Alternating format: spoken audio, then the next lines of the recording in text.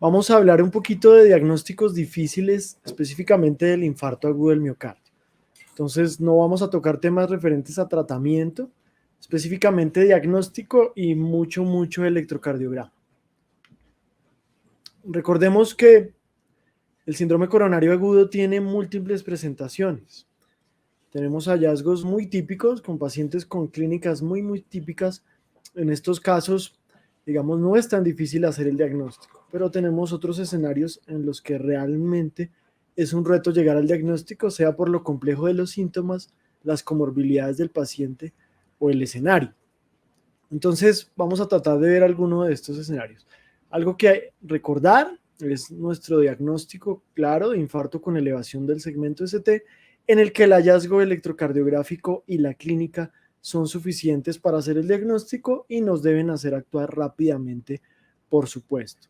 Entonces, aquí vale la pena recordar que el infradesnivel del ST, ahí no queremos que sea tanto, con 0.5 milímetros es más que suficiente y es importantísimo ser muy acuciosos en los hallazgos de estos desplazamientos del ST porque son diferenciales en tomar conductas con nuestros pacientes en el área de emergencias. Para el diagnóstico del infarto agudo sin elevación del ST, pues es un poquito más complejo y tenemos que echar mano de otras herramientas. Específicamente los síntomas son absolutamente relevantes, la utilización del electrocardiograma temprano y en este caso sí que es necesario la toma del biomarcador y el biomarcador seriado, es decir, el aumento o disminución de esos niveles de biomarcador, especialmente troponina, es lo que nos va a definir el diagnóstico del infarto sin elevación del segmento ST. Estas son, digamos, algunas cosas básicas, pero no hay que olvidarlas. Precisamente cuando tenemos una concentración estable de troponina, nos sugiere que estamos frente a una lesión miocárdica, un daño miocárdico crónico. Los escenarios más frecuentes en la sala de emergencia son un paciente con enfermedad renal crónica o un paciente con insuficiencia cardíaca. De todas maneras, el hallazgo de una troponina positiva confiere un pronóstico adverso y nos debe obligar a prestarle un poco más de atención a ese paciente en la sala de urgencias. En la presencia de un delta de troponina, sí que es importante tener criterios de isquemia, es decir, un cuadro típico de un evento coronario agudo, un hallazgo de isquemia en una imagen, por ejemplo, ecocardiograma, medicina nuclear, prueba de estrés inducida, o tenemos presencias claras en el electro específicamente para tener ese diagnóstico de infarto sin elevación del ST. Hay que recordar, como lo dijimos, que la clínica, y ya lo hemos visto seguramente, con muchos de nuestros pacientes no siempre es tan típica. Recordemos que el hallazgo de un dolor precordial retroesternal opresivo confiere un valor adicional para tratarse de un infarto tipo 1. Sin embargo, la irradiación puede ser variable, incluso la irradiación a los dos miembros superiores, como tenemos en esta descripción de JAMA ya de hace varios años, tiene un valor y un LR positivo incluso mayor que la irradiación del miembro superior izquierdo. La mandíbula y el cuello también tienen un factor importante respecto a irradiación. Entonces, recordar estos claves en el diagnóstico.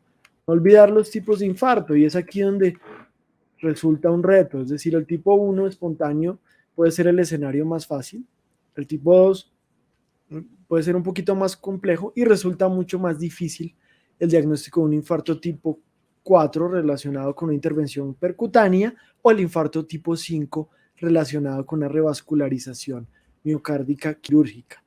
Vamos a hablar un poquito de ellos, específicamente esos dos puntos.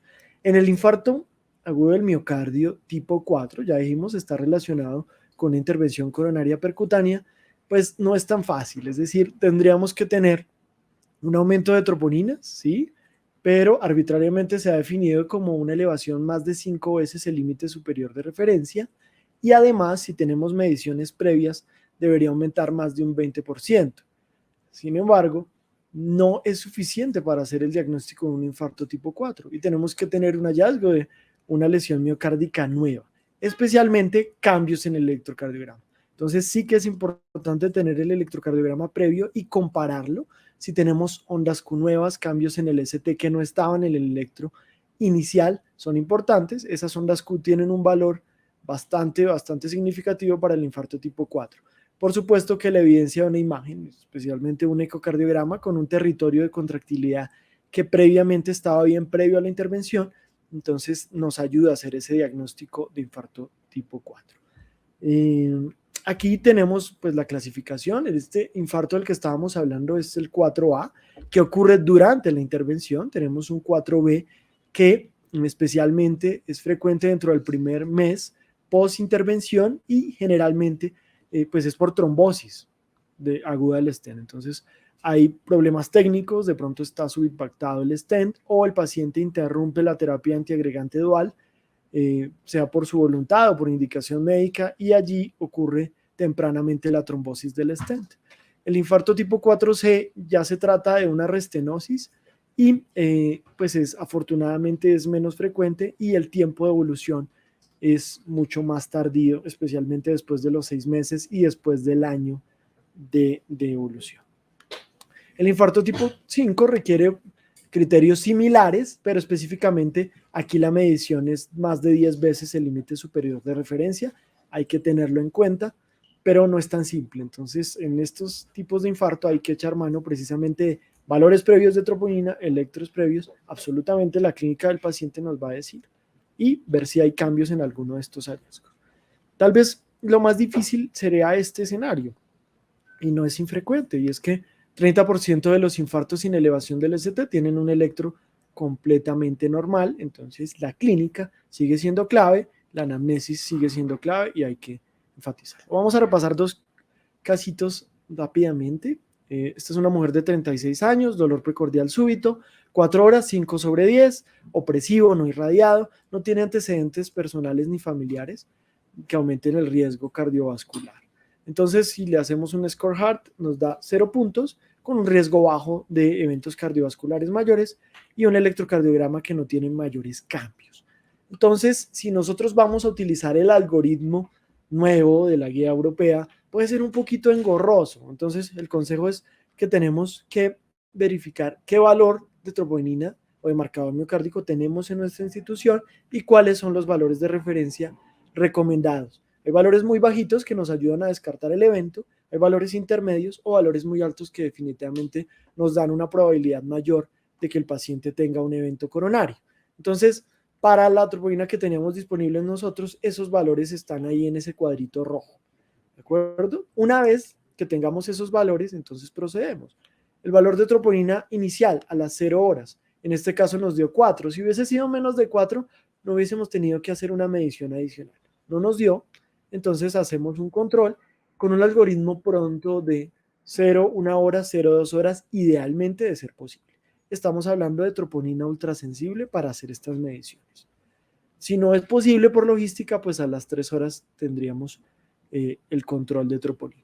En este caso, el valor siguió en 4, es decir, no hubo un delta, tendría que ser mayor a 4 para que fuese significativo, entonces a esta paciente le podríamos dar egreso. Es más o menos lo que hicimos, movernos dentro de ese algoritmo que a veces resulta un poquito difícil, y nos vamos por esta zona verde y podemos dar egreso al paciente con 2 mediciones. Si alguna medición hubiese salido elevada, pues lo hospitalizamos. Cuando hay dudas, el ecocardiograma y una tercera medición pueden ser muy útiles cuando no tenemos claro. Estamos hablando, por supuesto, en el escenario de una ausencia de supradesnivel del ST. Un cuadro clínico completamente diferente, 75 años, un hombre, 2 horas de dolor precordial, 8/10, opresivo, irradiado del cuello, diabético, hipertenso e insulino requiriente. Entonces tenemos los mismos valores de referencia de troponina y vamos a ver entonces qué ocurrió. Vemos que en el electro tiene unos cambios de inversión de la onda T en la cara anterolateral, incluso en la cara inferior. Entonces definitivamente es un electro normal. De entrada, ese paciente, siendo prácticos en urgencias, tiene que quedarse, entonces tenemos que ver qué servicio va a estar a cargo y se queda hospitalizado. Sin embargo, tenemos que hacer una valoración si presenta infarto o no. Entonces, ahí es donde el valor de las troponinas tiene cabida.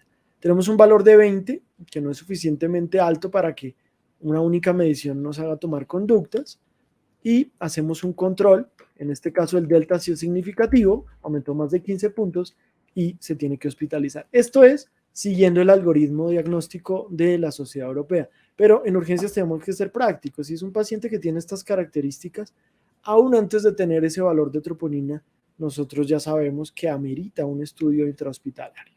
Lo que queremos es ahorrar tiempo y para eso tenemos estos algoritmos diagnósticos. Caso diferente, un hombre de 55 años con antecedente de infarto con supradesnivel hace 3 semanas, se le intervino la arteria descendente anterior con stent y en un segundo tiempo de la misma hospitalización la arteria coronaria derecha. Y ahora viene, 3 semanas después de ese incidente, por 2 horas de dolor opresivo retroesternal, 5/10, no irradiado y pues no tiene otros síntomas, los signos vitales están bien, no tiene estabilidad. Puede ser un poquito difícil abordar este paciente. Este es el electro. Datos importantes, un eje izquierdo, es alteración de repolarización. Y si ustedes me creen, en el electro inicial del evento y previo al egreso no tenía esas ondas Q importantes que tiene anteroceptales. Entonces son claves esos cambios de ondas Q o cambios en el ST para llegar a un diagnóstico de reinfarto.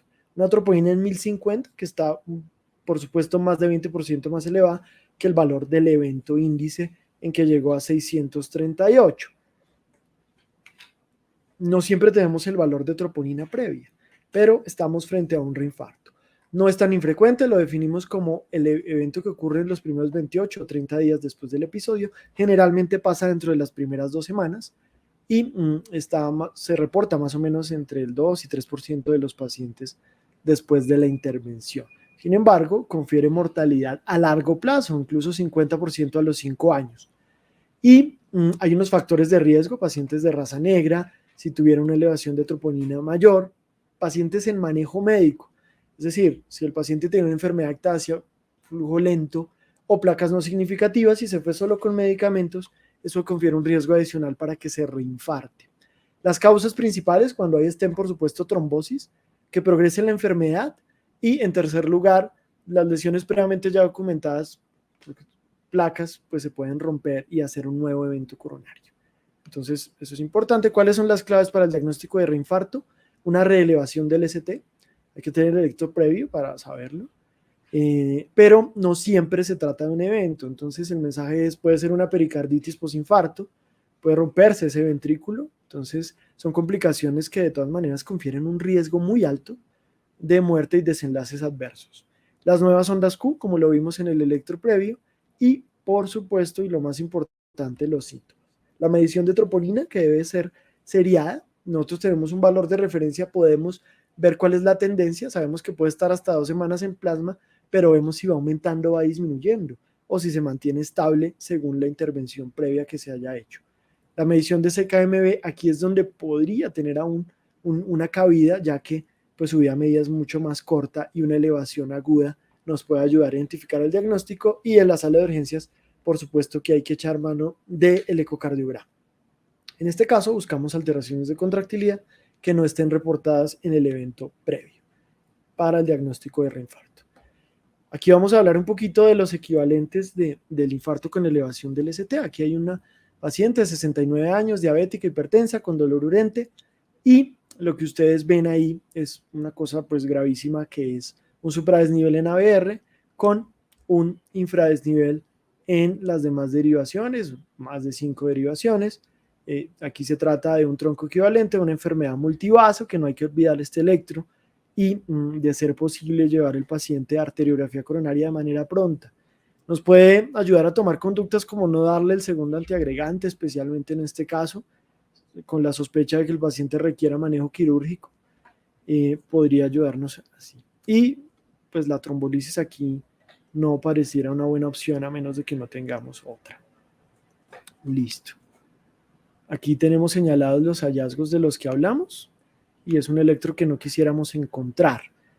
Otro equivalente es este, que es precisamente este infradesnivel anterior. Este infradesnivel, B2 y B3, y se correlaciona con un infarto posterior. Entonces es importantísimo que tomemos, por favor, derivaciones posteriores y derechas cuando corresponda. Aquí está el supraposterior y pues se va a hacer el diagnóstico.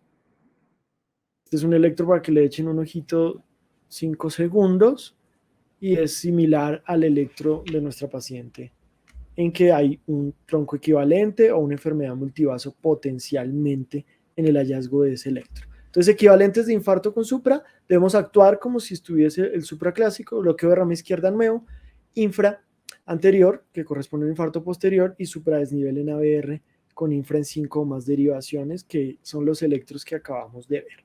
Hay unos patrones adicionales que sugieren enfermedad proximal de la arteria descendente anterior crítica y pues son equivalentes de una enfermedad muy, muy severa, potencialmente mortal, y nos deben exigir tomar conductas prontas, aunque no es completamente un equivalente para trombolizar, pero sí deberíamos actuar de manera rápida.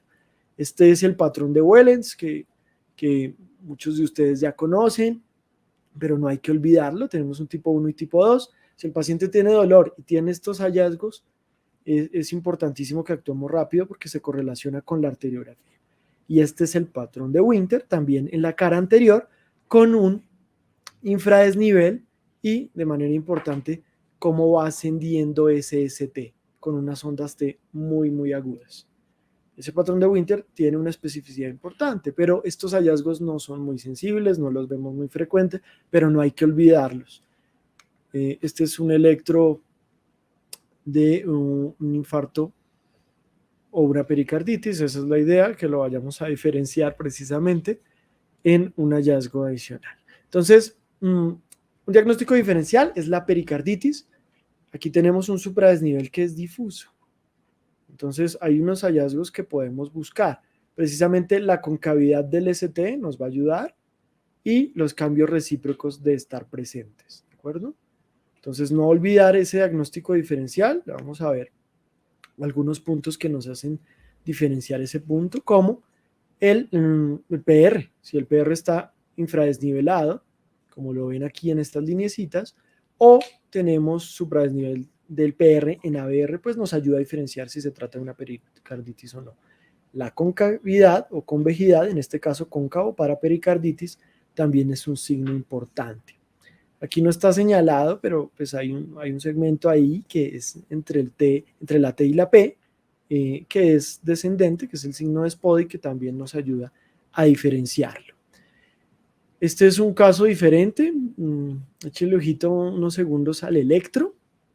Y aquí tenemos precisamente ese patrón de Winter que acabamos de mencionar.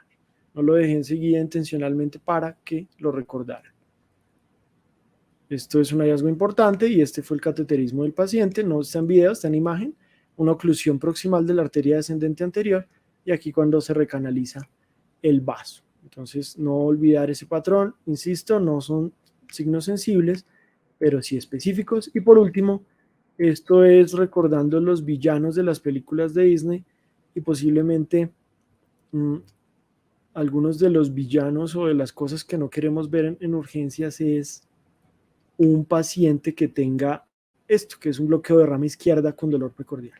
Puede convertirse en un dolor de cabeza porque no sabemos si es algo nuevo, si hay que correr o el paciente ya tiene el bloqueo de rama izquierda. En realidad, solo alrededor del 20% de los pacientes que tienen estas dos características realmente tienen un infarto. Entonces, este es el último punto que vamos a tocar y se trata del diagnóstico en bloqueo de rama izquierda. Entonces, ¿de qué podemos echar mano? Cambios dinámicos. Entonces, hacemos un electro ahora en 5, en 10 minutos. Si hay modificación, pues nos aumenta la probabilidad. Si hay una elevación del ST específicamente concordante, nos aumenta la probabilidad. Si hay ondas Q patológicas también y algunos signos que vamos a ver rápidamente. Estos son los criterios de Sgarbosa y es habitual que se pregunten en revista, pero hay que recordarlos y ponerles realmente lógica para no olvidarlos. Más que el puntaje, más que memorizar ese puntaje, esta elevación concordante, es decir, un QRS y un ST, los dos van hacia el mismo lado, o cuando tenemos infradesnivel, lo mismo, un QRS y un ST infradesnivelado, los dos van hacia el mismo lado, son los que más puntaje tienen y más relevancia tienen para hacer el diagnóstico. ¿De acuerdo? Por lo demás, pues podemos poner puntos, etcétera. Este fue un estudio que hicimos, más de 1000 pacientes en la fundación, y definitivamente estos bloqueos de rama confieren un pronóstico peor. Aquí ustedes van a ver la mortalidad entre pacientes con infarto y bloqueo de rama derecha e izquierda, derecha azul, izquierda naranja. Por supuesto que pues la mortalidad era mayor versus un paciente que no tenga ningún bloqueo de rama, que son los que están en gris. 4% de referencia, incluso una mortalidad 30 días que llegó a ser el del 14% en esa presencia de bloqueo de rama izquierda. Entonces, hay que prestarle atención a esto. Estos criterios de Esgarbosa se actualizaron y sí vale la pena tener en cuenta este puntico de acá. Luego se llamaron criterios de Smith, se modificaron, etcétera, pero es la elevación del ST y la relación que tiene con la amplitud de la onda S o de la onda R según corresponda. Y esa relación, es decir, menos de 0,25 o que esto sea más de 25% de la profundidad de la S, confiere un valor importante, ¿de acuerdo? Por eso es que el valor aislado de más de 5 milímetros no es tan preciso, porque pues puede que esa onda S sea muy, muy profunda y explique por sí sola esa elevación del ST. Entonces, eso es importante tenerlo en claro. Aquí tenemos dos signos muy específicos, poco sensibles, que son Chapman y el signo de Cabrera. Seguramente ya me los han oído mencionar en estas charlas de electro, pero si uno los ve, ayudan especialmente en este escenario de bloqueo de rama izquierda, y es precisamente esta escalerita que ocurre en la rama ascendente aquí de la onda R, y en el signo de Cabrera es algo diferente, que es acá, en la onda S. Ustedes ven aquí en B4 hay una escalerita, y estos son signos que son, insisto, específicos, pero son poco sensibles. Cuando hay un marcapaso, podemos utilizar estos criterios adicionales, no es fácil, pero ¿qué buscamos? Elevaciones concordantes. Aquí está el supradesnivel, es evidente, a pesar del trastorno de la conducción intraventricular generado por el marcapaso, que en este caso es un resincro, que tiene 3 electrodos, de todas maneras vemos el supra. Entonces es lo que hay que buscar. Estos eran los criterios de Smith, que son, digamos, poner un poco más complejo Esgarbosa, pero ya lo vimos, y en realidad la clínica sigue siendo lo más importante, y estos hallazgos son específicos, insisto, pero son poco sensibles.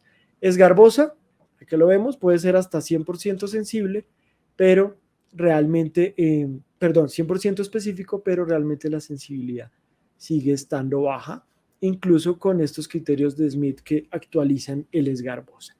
Aquí ya estamos terminando y les voy a mostrar un par de electros para que vean el bloqueo de rama izquierda. Entonces, aquí tenemos bloqueo de rama izquierda y sospecha de un evento coronario agudo.